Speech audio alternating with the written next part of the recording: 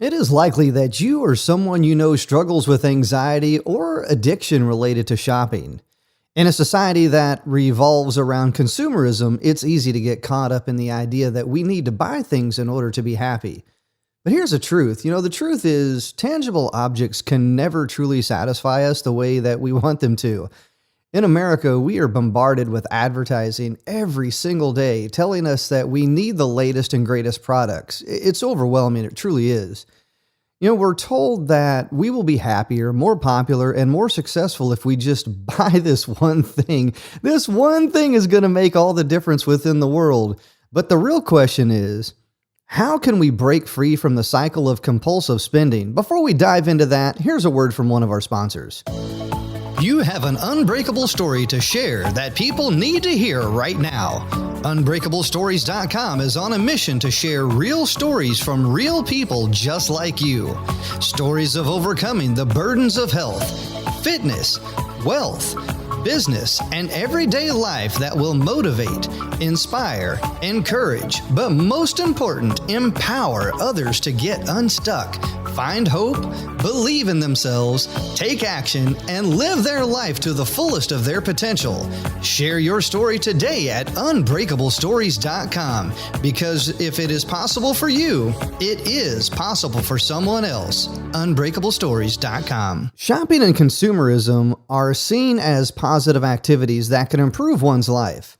However, for some people, shopping can lead to shopping addiction and anxiety. It's horrible. Every year, it's truly stressful to shop for the holidays. I stopped a long time ago. I truly did. Like Black Friday, going out there and trying to beat all the Christmas audiences. I don't even mess with it anymore. I truly don't. Amazon makes it so much easier. Going to websites makes it so much easier. And every now and again, I'll go out and about and I'll get something, but I'm very choosy with where I shop, when I shop, and what I'm shopping for. But here's the thing. Shopping addiction is characterized by an obsessive need to shop and buy items beyond what is needed or affordable. It often leads to financial strain, debt, and guilt once the shopping spree ends. Let me ask you, how many times have you ever bought something and felt guilty afterwards or excited? I don't know. I know for me, shopping is one of those things to where I get excited. I don't really feel too guilty, but I'm always looking for like the value in the thing. Is there value in what it is that I'm buying? And here compulsive shoppers, compulsive shoppers buy items that they don't even use or even like just to satisfy their urge. It's crazy. They may also find themselves returning items shortly after buying them due to buyer's remorse or because it no longer satisfies their urge to shop again. Shopping anxiety is another form of consumerism that can be detrimental to one's financial health. It is characterized by an overwhelming fear of consumer purchases or the fear of making the wrong consumer decision.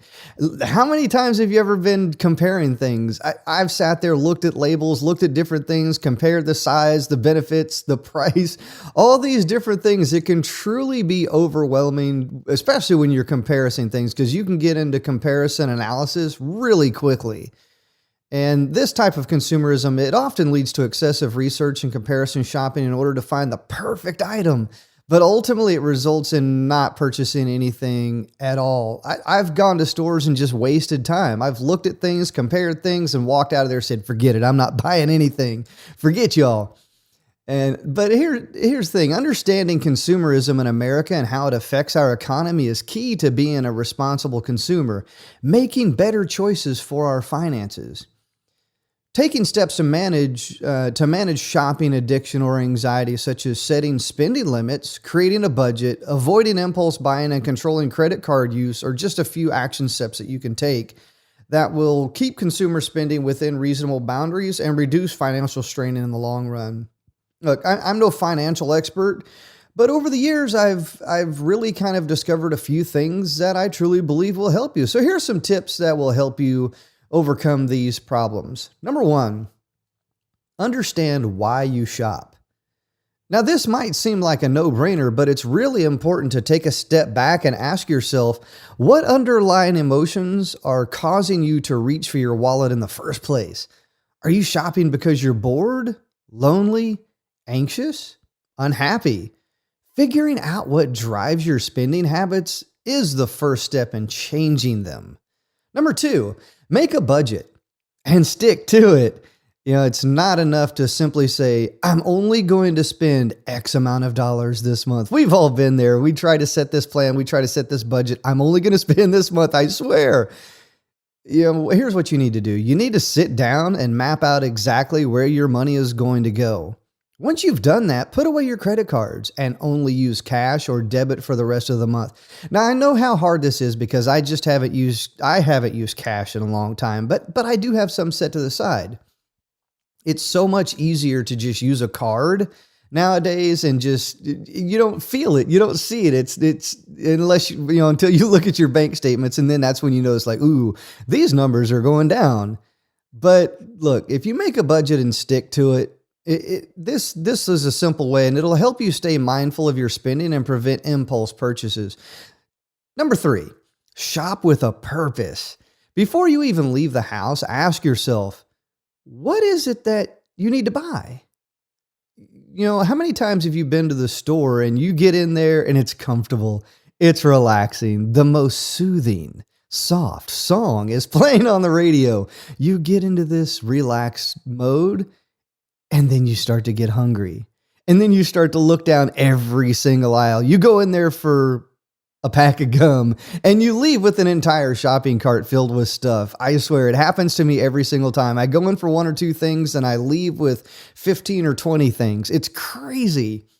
Look, once you got that specific item in mind, head straight for that section of the store or the site if you're shopping online, where you will find it, and resist the urge to browse in other areas. Don't go down those rabbit holes. I'm serious. Don't go down the rabbit holes, because Amazon is really crazy at doing this. They'll put these suggested items in front of you. Next thing you know, you're clicking on that suggested item. Now you're clicking on another suggested item, and you just keep going and going and going and going down this rabbit hole. And it's like, gosh, 2 hours later, you've looked at everything on Amazon. You've spent $2,000 and you didn't need to, and you really kind of went there for one thing. So shop with a purpose. And if you're out in public, if possible, bring along a friend or a family member who can help keep you on track. Sometimes having that family member really does kind of push you in the right direction, or maybe it could push you in a different direction. I don't know. Number 4, don't shop when you're hungry. Like I said before, don't shop when you're hungry, because when I go to a store, I'm telling you, I get hungry. I smell that food, especially those little tasting sections that they tend to put at the end of the aisles. Would you like a sample, sir? How about a sample of this? How about a sample of that? How about a sample of no? Leave me the hell alone. I'm trying to shop. It's kind of one of those things that, man, those people drive me nuts, because I want to sample everything. I really do. I want to freaking try everything out. And oh my goodness, those people they're the devil. Stay away from them. So don't shop when you're hungry or when you're tired. We've all been there. We're starving after work. We end up buying half the grocery store if we're too exhausted or we can't think straight. We end up buying things we don't need. Even on Amazon, on Amazon.com, I try to really be very intentional when I shop on Amazon or any other online store. Guitar Center is another one, because yes, I have to have the latest gear for my recording studio, my podcast studio, and everything. I've been there. I've got equipment laying around I don't even use anymore. It's really, I need to get out. I need to start selling some of this stuff. But look, if at all possible, avoid shopping when your judgment is impaired in this way.